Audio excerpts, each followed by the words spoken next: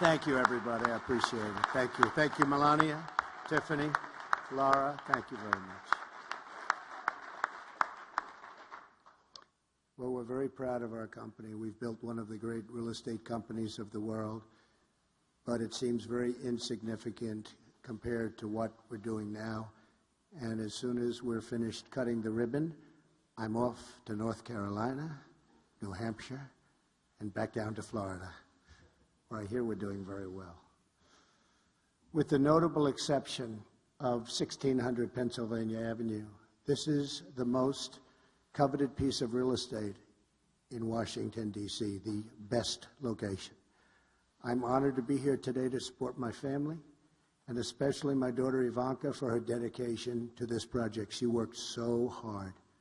I'm also honored to have a chance to thank the incredible team of people who brought our vision for Washington's historic old post office to life, including hundreds of construction workers, electricians, maintenance workers, and so many others who helped make this project a reality. They're really the important ones. A project like this demonstrates what is possible when a team works together for a totally common purpose. It also shows how to work with our government and to get things done. My theme today is 5 words: under budget and ahead of schedule. That's what we did. Under budget and ahead of schedule.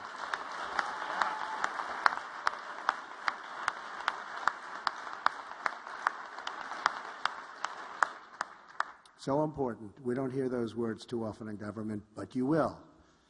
Our agreement with the government required completion of the project by 2018. We were dramatically ahead of schedule on this project and under budget. We turned a property that had been neglected for decades and which was losing huge sums of money for the federal government into a major revenue producer and job creator. This is what I want to do for our country, and this is what we're working so hard to do. Right now, just about everything our government touches is broken or they break it. It's always over budget, behind schedule, and simply nothing works. Look at the Veterans Administration, where new hospitals come in hundreds of millions of dollars over budget, and yet our brave veterans still don't get anywhere near the kind of care they need or deserve. Look at our decaying infrastructure. Look at our aging military equipment. Our military is so depleted, despite having the greatest people on earth. I mean, they are the greatest people in our military, but it's so depleted.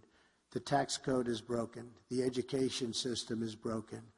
We spend the most for any country on education, and we get bad results. And so many parts of our country are in a state of disrepair.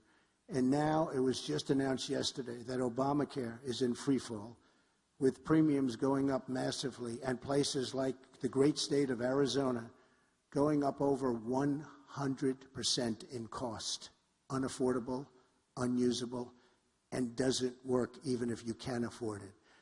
The American people know what this election is about, and they see it every time they get their health care bills in the mailbox, or ride down a highway that's broken, or go to an airport that looks like it's from a third world country. Remember, Hillary said herself, it was called Hillary Care before it was called Obamacare. She made that statement not too long ago. Now she's trying to withdraw that statement. She wants to withdraw that statement so badly, Newt. And by the way, congratulations, Newt, on last night. That was an amazing interview. That was an amazing... We don't play games, Newt, right? We don't play games. I've loved my life and business, and I've loved getting to share my dreams with my family. It's an incredible family. And Melania, I want to thank you very much. You have been amazing.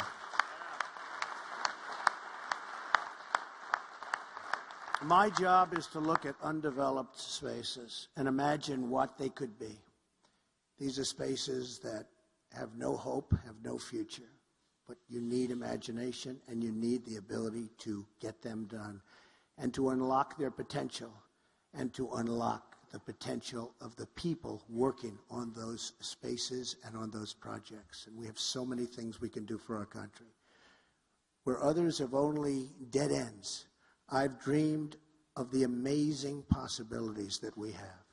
That's why government has turned to me in the past to fix projects that had gone nowhere, that were considered total disasters, whether it's turning a landfill at Ferry Point after many, many years of futile work in the Bronx, New York, into a world-class golf course that's now open and doing unbelievable business, or revitalizing the facade of the great Grand Central Terminal, or building and saving Woolman Rink in Central Park after 8 years of futility and spending massive amounts of money and getting it done in 4 months for a very small amount of money. So many different things. Today is a metaphor for what we can accomplish for this country. Same kind of thing. This building is a historical landmark, a true American original.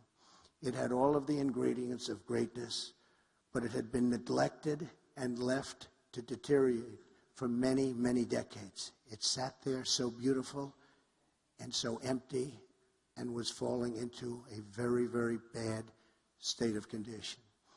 It had the foundation for success. All of the elements were here. Our job was to restore its former glory, honor its heritage, but also to imagine a brand new and exciting vision for the future. To create a new place for people and families to come together, and a magnificent place at that. I've been very lucky, and I've led a great life.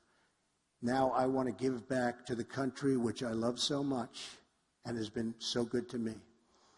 I want to go into the inner cities, the poor rural communities, and the failing schools, and I want to work on a national plan of revitalization. I'm tired of the excuses from our politicians.